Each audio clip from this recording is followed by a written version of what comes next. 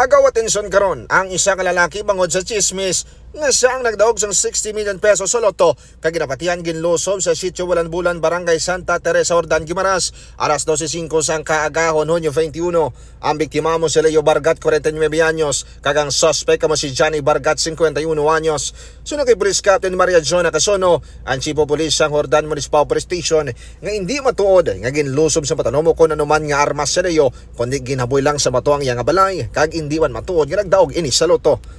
Ginakon siya ni sa pulis nga ginhaboy niya sa bato ang balay, pero sa aligasyon ni Leo kagin kuba pati ang iya balay kagin lapta ang gamit. Hindi ini matuod suno kay Johnny. Base sa investigasyon, sa nagligad si Mana, ang kapitan sa lugar nga si Roger Reyes, manabaton sang report ka may residente ini nga nagdaog sa loto pero iya ginpanginwala.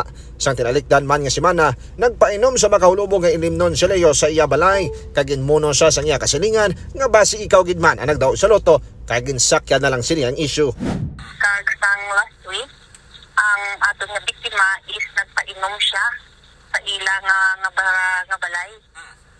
So, sa pagpainom niya, ang mga kasilingan nila, nag-isambalan siya nga ang biktima guro ang nagdaog sa loto. Amo na ang mga statements sang iya nga mga kasilingan. Kagdaw gin-absorb sang ato nga biktima ang amo nga ang issue.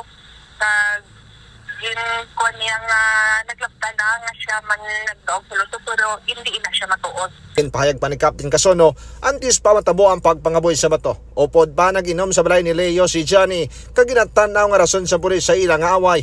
Amo ang kalugbon, kag nahibaluan, mag-utod lang ang mga ini. Dugang pa, nagatubangay naman ang mag-utod sa barangay hall, kag nagkareglohan na niya.